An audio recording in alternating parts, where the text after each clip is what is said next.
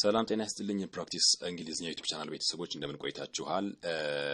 ዛሬ በዚህ ቪዲዮአችን according to by means of in order to with regard to for the sake of away from አረፍተ ነገራችን ወይም ንግግራችንን በግራመርም ይሁን በስፖክን እንግሊሽ ላይ ሳይቆራረጥ ለረጅም ጊዜ ለማውራት የሚጠቅሙን በጣም ቅመም የሆኑ ቃላቶች ናቸውና በአረፍተ ነገር አንዳንድ ምሳሌ እያየን 6 ምሳሌዎችም ከዛ በላይ ምሳሌዎችን እየሰራን እያንዳንዳቸው መቼና እንዴት እንደምንጠቀማቸው ልዩነታቸውን ከማብራሪያ ጋር እናያለን። ቪዲዮን ከመጀመሪያ እስከ መጨረሻ ብታዩት የንግግር ክህሎታችሁ ላይ በጣም የሚጨምሩት ነገር አለ ማለት ነው።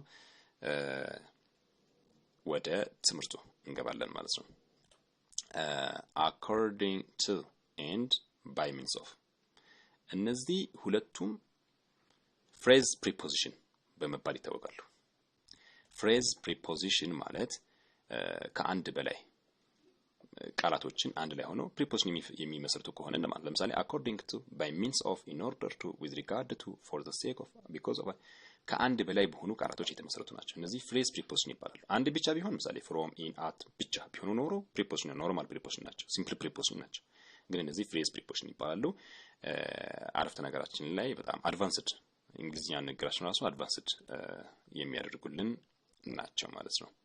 እስኪ እያንዳንዳቸው በምሳሌ ለማየት እንሞክር። የመጀመሪያው according to ነው። according to my plan I should do my assignment now በዛ መሰረት እንደማለት ነው። according to my plan በፕላኔ መሰረት I should do my assignment now assignmentin አሁን መስራት አለብኝ።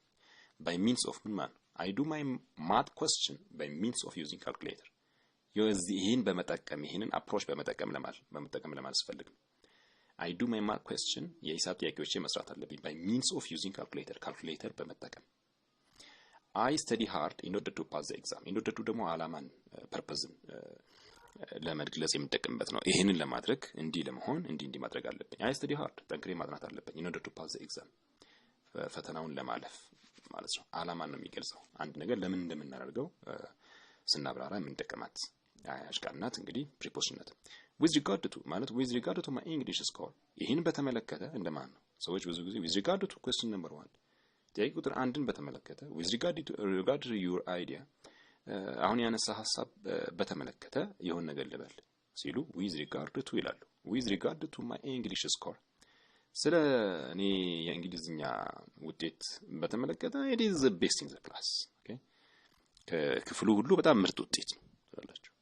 for the sake of I will visit my uncle for the sake of my father order ይሄም ዓላማ ነው የሚገልጸው። ለምን ነው ነገር የምናደርገው I will visit my uncle አጎቴን ቪዚት አደርጋለሁ for the sake of my father ለምን አባቴ ስላዘዘኝ for the sake of my father's order አባቴ ስላዘዘኝ ብዬ ነው። ለምንድን ነው የምሰራው for the sake of ሌላው because of ነው። ይሄ ያው ብዙ ጊዜ የምንጠቀማት ኖርማል የሆነች ቃል ናት። ምክንያትን ለመግለጽ የምንጠቀማት ነው። we stayed home because of the rain በዝናቡ ምክንያት ቤት ቆይተናል። away from we should stay away from dirty places away from ማለት መቆጠብ ወይም ደግሞ መራቅ አለብን። we should stay ራቅ ማለት አለብን ወይም መቆጠብ አለብን ከቆሻሻ ቦታዎች። phrase preposition ንግግራችን በጣም advanced እና ቀጣይነት ያለው የማይቆራረጥ ንግግር ለማድረግ የምንጠቀማቸው በጣም እጅግ ወሳኝ ቃላቶችን vocabulary ቃላቶችን ወይም ደግሞ phrase prepositionዎችን ለማየት የሞከርንበት ቪዲዮ ነበረ። እጅግ ጠቃሚ መሆኑን አልጠራጠርም። ሼር፣ ኮሜንት፣ ላይክ በማድረግ ሌሎችን በማድረስ እንግዲህ ቤተሰብ እንዲሆኑ አስተዋጽኦአችሁን ይፈልጋል ማለት ነው። በሌላ ቪዲዮ እስከምንገናኝ እጅግ አድርጌ አመሰግናለሁ። መልካም ጊዜ